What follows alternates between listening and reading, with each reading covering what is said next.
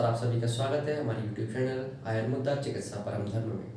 आज की वीडियो में हम पदार्थ विज्ञान का एक बहुत ही महत्वपूर्ण टॉपिक जो कि एग्जाम में 5 से नंबर के एक मार्क्स में आया करता है, जो कि है काल। तो काल के बारे में आज हम चर्चा करने वाले हैं कि काल क्या होता है, क्या क्या इसके गुण हैं, क्या भेद आते हैं, लक्षण क्या है और आयुर्वेद में काल का क्या महत्व आता है। तो इन सभी जो टॉपिक्स हैं इनको आज हम कवर करने वाले हैं। तो काल के लक्षण को बताते हुए आचार्य सुश्रुत कहते हैं कि कालो ही नाम भगवान स्वयंभू ने आदि मध्य निधन। कि काल क्या है? कालो ही नाम भगवान स्वयंभू के काल अपने आप में स्वयं भगवान मतलब स्वयं भगवान ब्रह्म है। ठीक है ना, कि स्वयंभू यानी स्वयं भगवान ब्रह्म है। ठीक है, जिनका न आदि है न मध्य है और ना ही उनका अंत है। ठीक है, क्योंकि भाई काल क्या है? काल एक ऐसी एंटिटी है जो निरंतर चलती रहती है, गतिशील है ना। कभी उसका स्टार्टिंग का हमें पता है कि काल कब से स्टार्ट हुआ। ठीक है, हम अनुमान किस चीज पर लगाते हैं कि पृथ्वी का क्या काल रहा होगा, लेकिन काल तो उससे पूर्व भी रहा होगा, है ना। हम मानते हैं कि भाई जब कभी जैसे डिफरेंट थ्योरीज हैं, बिग बैंग थ्योरीज है या फिर कॉस्मिक थ्योरीज हैं, उनके अकॉर्डिंग क्या है कि भाई पृथ्वी की उत्पत्ति इस तरीके से हुई होगी, या सन का ही एक, सूर्य का ही एक पार्ट है पृथ्वी, तो इतने समय पूर्व उसका उत्पत्ति हुई होगी। तो वो हम अनुमान लगा रहे हैं सिर्फ उस पृथ्वी की उत्पत्ति की, या हम जीवन की उत्पत्ति की बात करते हैं, लेकिन काल तो उससे भी पूर्व है। तो काल क्या है वो हम उसको ऐसा मान के चलते हैं। आचार्य सुश्रुत कहते हैं कि उस स्वयं भगवान ब्रह्म है जिनका ना आदि है, यानी जिसकी स्टार्टिंग का हमें कोई ज्ञात ही नहीं है, हमें पता ही नहीं उसकी स्टार्टिंग क्या है, ना मध्य है। आप उसका मध्य कब मानोगे? जब किसी चीज की स्टार्टिंग ही नहीं पता तो उसका मध्य कैसे डिसाइड होगा, और ना ही उसका अंत है, वो निरंतर चलता रहना है। तो बहुत अच्छा लक्षण ये आचार्य सुश्रुत ने काल के बारे में बताया हुआ है। अब काल को सिंपल उसका डिवाइडेशन लेकर चलते हैं, क्या क्या उसके भेद बता रखे हैं, काल को कैसे डिवाइड किया जाता है। तो उसमें पहले द्विविध भेद से आता है। काल हमारा दो उसके भेद बता रखे हैं। कौन कौन से? एक होता है नित्य और एक अनित्य। ठीक है, उसके अलावा दूसरा रोगी सातवें के अकॉर्डिंग काल के भेद बता रखे हैं, जिसमें बता रखा है संवत्सर और आतुर अवस्था। ठीक है, तो संवत्सर द जनरल, वैसे संवत्सर अगर देखा जाए तो साल के लिए बोला जाता है, तो एक जनरल जितनी भी हमारी एक समय है वो संवत्सर है। और आतुर अवस्था मल्टीपल एक अवस्था बता दी है कि जब भी कोई मनुष्य है, मानव है, कोई इंडिविजुअल है, वो कैसा हो गया, वो आतुर अवस्था में आ गया, यानी रोगी हो गया है, पीड़ित हो चुका है, तो उसकी वो एक स्पेसिफिक अवस्था कहलाती है, जिसको हम आतुर अवस्था के रूप में उसको डिनोट कर रहे हैं, उसको बता रहे हैं कि जो इसका ये काल है ये इसकी आतुर अवस्था है। ठीक है, उसी प्रकार से अगर संवत्सर को लें तो संवत्सर फिर फर्दर डिवाइड होता है ऑन द बेसिस ऑफ सूर्य एंड चंद्र। ठीक है, कि सूर्य के प्रकोप पर या फिर चंद्र के प्रकोप पर आगे उसको डिवाइड करा गया है कि जब सूर्य के बेसिस पर डिवाइड करें तो कौन कौन से आते हैं, तो उसमें आते हैं हमारे उत्तरायण और दक्षिणायन। यानी उत्तरायण मतलब जिसको हम आदान काल भी बोला करते हैं, जिसमें हमारी कौन कौन सी ऋतुएं आती हैं, जिसमें आती हैं हमारी आदान काल में शिशिर, वसंत और ग्रीष्म।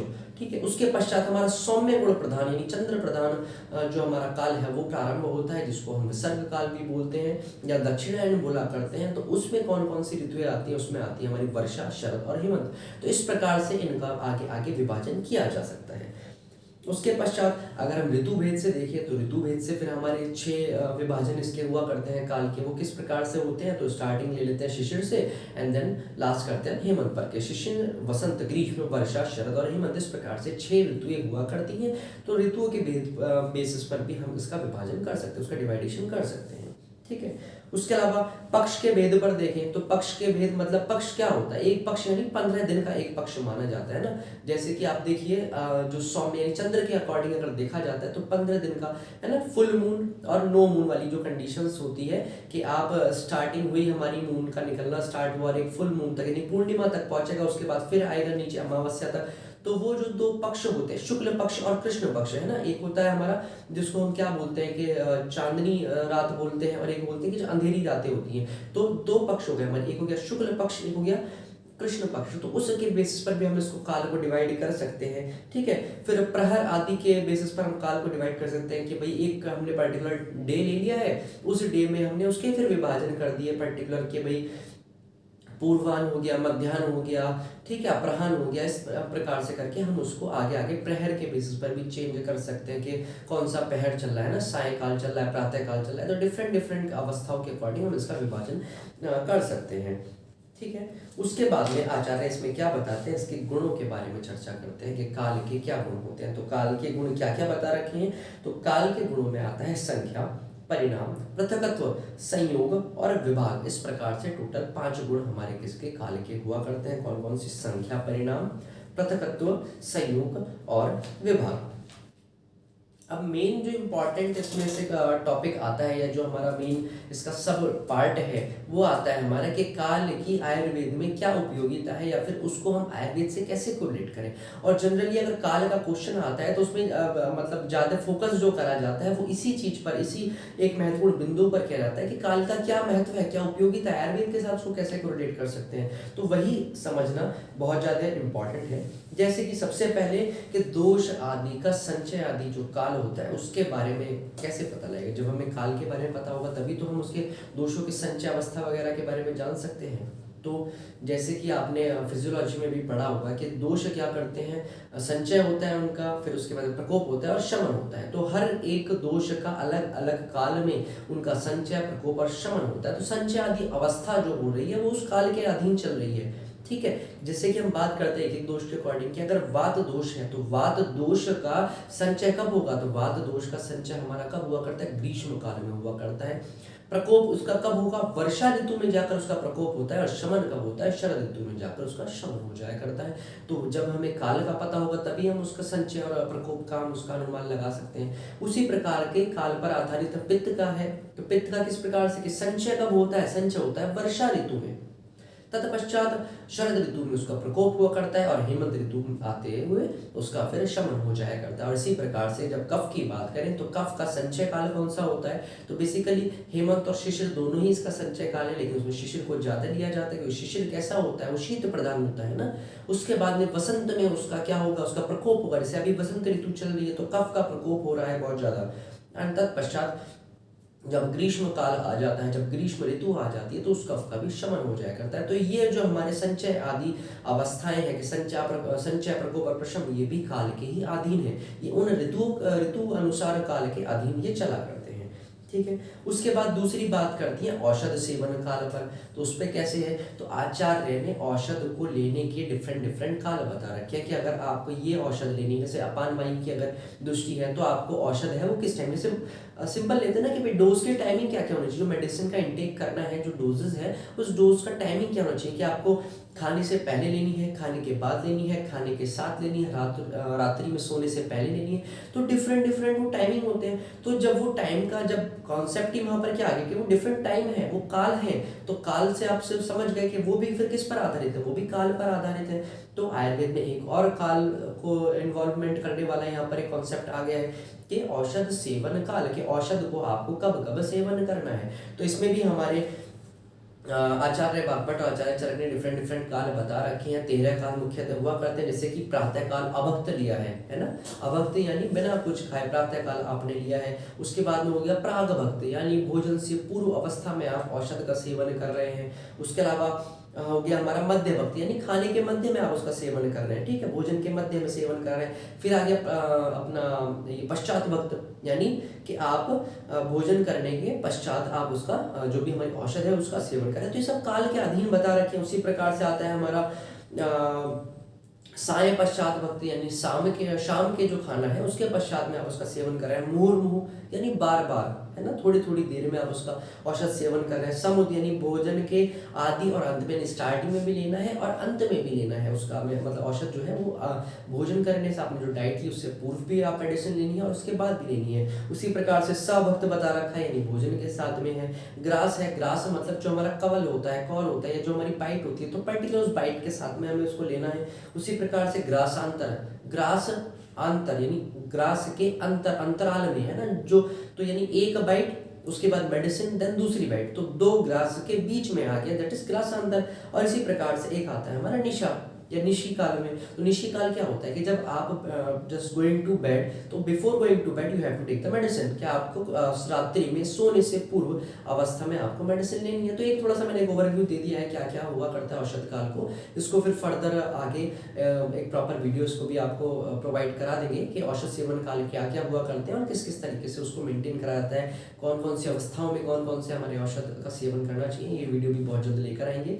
सो जो औषध सेवन काल है या औषध का सेवन है वो भी काल के अधीन कार्य करता है।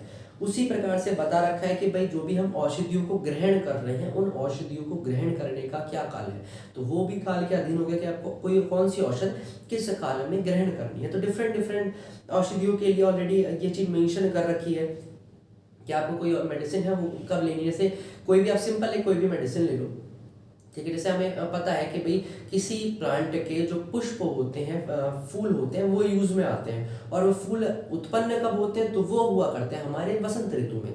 तो हमें फिर एक काल निर्धारित हो गया ना कि किस काल में हम उस औषध को प्राप्त करना है। तो वो औषध कब मिलेगी कि भाई वसंत ऋतु जब होगी तो उस समय पर वो पुष्प आएंगे, तभी हम उसको ग्रहण कर सकते हैं।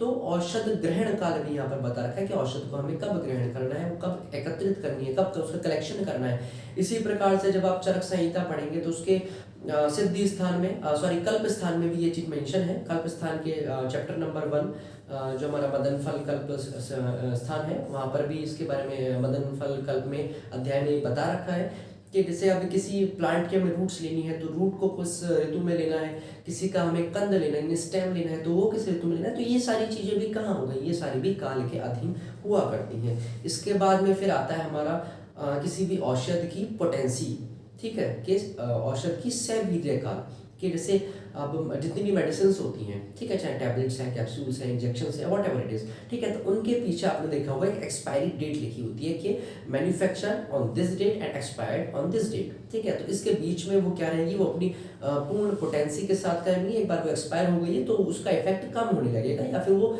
बिल्कुल ही जीरो की तरह भी काम कर सकती है। तो वो क्या, वो अवधि क्या कहलाती है, वो कहलाती है उसकी सवीर्य काल, है ना, कि कितने टाइम तक वो अपनी फुल पोटेंसी के साथ कार्य करेगी, वो वीर्यवान रहेगी। तो हर औषध का ऐसा काल हुआ करता है ना, वो एक सवीर्यता उसकी अवधि हुआ करती है। तो वो किसके अधीन है, वो भी हमारे काल के अधीन होती है। तो आयुर्वेद में एक और कॉन्सेप्ट यहाँ पर आ गया, सवीर्यता अवधि। तो कितनी कितनी होती है, जैसे चूर्ण की लें तो चूर्ण की सिंपल अगर देखा जाए तो 3 से 4 महीने तक उसकी एक अवधि मानी जाती है, काल माना जाता है कि इतने टाइम तक आप उसको स्टोर करके रखो, जिसको हम जनरली क्या बोलते हैं, सेल्फ लाइफ बोलते हैं ना, कि कब तक उसको हम प्रिजर्व करके रख सकते हैं नॉर्मली नॉर्मल कंडीशंस में। तो चूर्ण की कितनी है, 3 से 4 मास तक हम उसको कर सकते हैं। उसी प्रकार से वटी है तो उसका हमने फॉर्मेशन चेंज कर दिया है, तो वो लगभग हम 1 साल तक भी उसको प्रिजर्व कर सकते हैं। इसी प्रकार से आसव अरिष्ट है, तो आसव अरिष्ट के लिए क्या बोला है कि वो अल्कोहलिक प्रिपरेशन है, तो जितनी पुरानी उतनी अच्छी, है ना। तो वो चीरकाल मत का मतलब बिल्कुल अनंत समय तक वो चलते रहेंगे, जितने पुराने वो रखे रहेंगे उनकी पोटेंसी उतनी अच्छी रहेगी, क्योंकि उनमें फर्मेंटेशन अच्छे से हो जाएगा, उतनी अच्छी वो गुणकारी वो मद्य के रूप में वो कार्य करते हैं, क्योंकि उसमें मद्य के गुण भी हुआ करते हैं। अगर हम बात करें भस्म की, कि जो हमारी भस्म होती है, चाहे वो स्वर्ण भस्म है, मुक्ता भस्म है, ठीक है, तो वो भस्म की कितनी अवधि होती है, तो वो भी अगर देखा जाए तो 2 से 2.5 साल से लेकर और वो 5 साल तक वो सवीर्यता उनकी अवधि हुआ करती है। इसी प्रकार से घृत और तेल की बात करें तो उनकी भी 2 से लेकर 5 साल तक की उनकी सवीर्यता अवधि है। और ये भी हमारी चेंज होती रहती है अकॉर्डिंग टू द हमारी प्रिपरेशंस के, भैया किस चीज़ का वो तेल है, किस चीज़ का वो घृत है, मतलब किस चीज़ से सिद्ध किया गया है, तो उसके अकॉर्डिंग वो थोड़ा बहुत ऊपर नीचे चेंजेस उसमें हुआ करते हैं। एवरेज रेंज मैंने आपको बता दी है। तो ये सारी की सारी चीज़ें क्या हैं, ये सब काल के अधीन हुआ करती हैं। इसी प्रकार से और भी बहुत सारी चीज़ें हैं जो काल के अकॉर्डिंग चलती हैं, जैसे कि स्त्रियों में अगर आप देखो तो ऋतु काल, तो ऋतु काल क्या है, वो एक काल क्या अधीन चल रहा है। उसी प्रकार से गर्भ की मासिक अनुमासिक की जो वृद्धि बताई गई है फ्रॉम प्रथम मास टू हमारा नव मास तक जो बता रखा है, तो वो भी काल के अधीन है कि भाई प्रथम मास में क्या होता है। तो वहां पर वो क्या आ गया, वो काल से संबंधित चीजें हो गई ना। तो काल का इंपॉर्टेंस यहाँ पर आता है कि आपको जब तक काल के बारे में नहीं पता होगा तो आप तक इन सारी चीजों को नहीं समझ सकते। इसमें एक और पॉइंट आता है हमारा कि अलग अलग आचार्य ने अलग अलग काल बता रखे हैं कि भाई काष्ठा किसको बोलते हैं, निमेष किसको बोलते हैं, कितनी निमेष को मिलाकर एक काष्ठा बनती है, ठीक है ना। उसके अलावा कला कितना होता है, मुहूर्त कितना होता है, तो वो सारी चीजें भी जानना अकॉर्डिंग। जैसे आज के टाइम में तो सेकंड्स में बात चलती है, सेकंड्स है, मिली सेकंड्स है, मिनट है, आवर्स है, ठीक है, तो इन पर हम बात किया करते हैं। लेकिन उस टाइम पर ये सारे जो आज के टाइम पे वर्तमान परिप्रेक्ष्य में चलने वाली जितने भी समय की एंटिटीज़ हैं ना, जो मानक निर्धारित हैं, क्या जैसे सेकंड हो गया, मिनट हो गया, तो ये उस समय पर नहीं हुआ करते थे। तो उस समय पर क्या क्या चीज़ें हुआ करती, जैसे निमेष हो गया, काष्ठा हो गया, कला है, मुहूर्त है। तो इन सब का ज्ञान करना भी बहुत महत्वपूर्ण हो जाता है, क्योंकि उन्हीं के बेसिस पर हम आगे उनको फिर जो भी हमारे आयुर्वेद से संबंधित जितने भी चीज़ें बता रखी हैं उसमें उसको अप्लाई कर सकते हैं। जैसे कि बस्ती का हो गया, तो बस्ती का प्रत्यागमन काल कितना होता है, कि भाई एक मुहूर्त हुआ करता है, तो अब एक मुहूर्त हमें पता होना चाहिए ना कितना हुआ करता है, तभी तो हम उसको फिर उसमें अप्लाई कर सकते हैं। तो ये सारी चीज़ें हमारा क्या है, इसी प्रकार से तो ये बता रखा है कि आपको काल का अच्छे से बोध होना चाहिए, उसका ज्ञान होना चाहिए, तभी आप उसे आयुर्वेद में अप्लाई कर सकेंगे। और आयुर्वेद में डिफरेंट डिफरेंट कॉन्सेप्ट्स हैं जो काल से जुड़े हुए हैं। तो इसके साथ हमारा जो काल वाला चैप्टर है वो थोड़ा संक्षिप्त में और थोड़ा सा फास्ट फॉरवर्ड के फॉर्म में हमने इसको आज कवर किया। अगर आपकी वीडियो अच्छी लगती है तो प्लीज़ लाइक, शेयर और सब्सक्राइब करना ना भूलें। Thank you. जय धन्वंतरी।